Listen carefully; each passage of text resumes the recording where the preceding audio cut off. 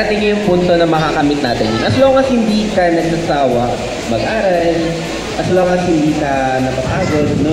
As long as binibigay mo yung lahat, nakikita naman ni Yahweh yung pagsusumikap natin, yung pagtsutsaga natin. Kalaban, yung tinabanan natin bago tayo mapunta o bilang base. Yung cell ng lalaki, libo-libo yun. Out of libo-libo, isa ka doon. May sabihin ko pa lang sa heart na yun, may battle. Over pagpili. Ang pagpili dito sa bagay na ginagawa natin is binigyan tayo ng certain task na pinili tayo upang gawin. Pinili tayo upang gawin yung bagay na tungkulin na ibinaba sa atin. Utos, ano pa man yan. Pinili tayo para gawin siya. Kapag sinabi na maglinis, walang sinasabing dagdag, walang sinasabing bawas. Di ba magpapass over dun sa sambahayan na yun. Yun yung pag-i-spare ng mga panganay bilang ikasampung sala. Doon tayo mag-i-start. Kailangan kilala mo. Dapat gawin sa utos. Sundin. O in short, yung tinatawag na pag-fulfill. Diba?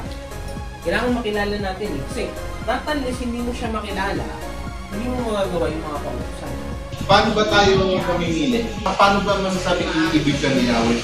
Kapag dinidinggin mo yung mga salita niya, yung utos na pinapakinggan mo, nagkakaroon ka ng pananampalataya sa Kanya. So doon papasok yung, kaya ko kayo pinili, sabi niya sa mga Israelita. Kung talagang iniibig mo daw si Yahweh, sinusunod mo yung mga kautusan ng salita niya. Mapalad yung mga tao daw na lumalakas sa kautusan niya. Kasi doon nagpe-prevail si Yahweh sa'yo, doon umuusbong si Yahweh sa'yo, magkakaroon ka ng tamang pagpili. Kasi si Yahweh nasa puso mo eh.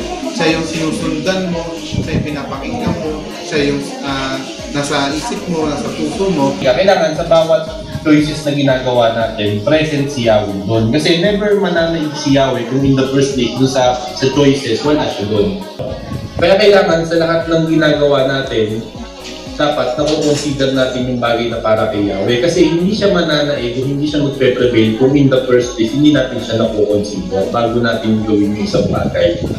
Yung sinasabi na paano siya mananaig pag pinapahalagaan mo yung sapat. Paano po yung napapabigyang halaga mo yung sapat kapag sumusunod ka sa magulang mo? Sabihin, yun yung susi natin, tayo, mga anak tayo eh. Yun yung susi natin patungo sa sabat. Small decisions na sinasabi na kailangan ma-build up yun, na magkaroon ng tamang pagpili, na magsisimula, na magmamaterialize yun kapag pinapanatili natin yung salita ni Yahweh sa atin.